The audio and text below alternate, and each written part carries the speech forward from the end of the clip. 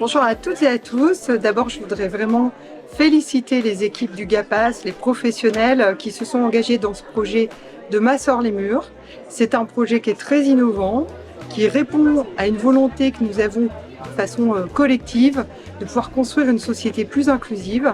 Et donc, la Massore-les-Murs, elle répond à cette ambition parce qu'on va chercher vraiment la volonté et le projet de la personne pour faire un peu du sur-mesure sur ce qu'on lui propose comme activité, comme déplacement, comme rencontre, comme vie au quotidien avec sa famille au sein de son foyer, mais aussi en accompagnement des aidants, de la famille proche, pour pouvoir la soutenir et apporter quotidiennement les réponses dont chacun a besoin.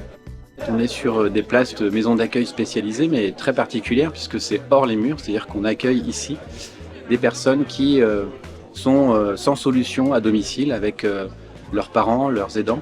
Et donc ça permet à la fois de prendre du temps d'accompagnement au cours de la semaine par demi-journée et puis surtout d'offrir aux aidants des temps de répit.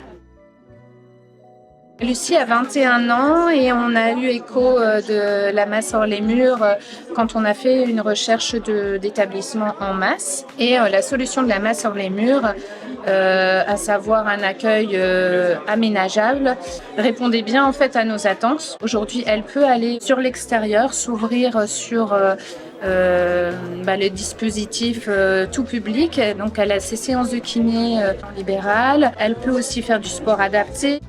Nous, à la ville, on essaie de proposer à des résidents de la Masse-Large-Alord de participer à la fois à la vie culturelle de la ville, à nos manifestations, par exemple notre conseil de quartier, et on est vraiment très heureux de pouvoir compter sur ce nouveau dispositif sur notre territoire. C'est très important aujourd'hui pour moi d'être ici, d'inaugurer ce dispositif hors les murs de la Masse Gerlotte.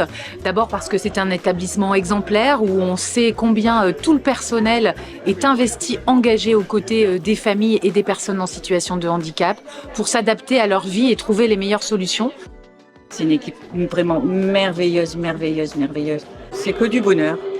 Théo avance, il est heureux, on le voit évoluer positivement. Pour moi, c'est une deuxième famille et pour Théo, c'est une deuxième famille aussi. C'est aussi un lieu d'innovation ancrée dans le territoire. Et ça, c'est très important parce que ce n'est pas à Paris, quand on vote les lois, quand on est député, que l'on sait comment le quotidien se passe chaque jour. Et on doit pouvoir s'appuyer sur les structures associatives, les professionnels, pour accompagner, y compris budgétairement, ces solutions. Et voilà. Super.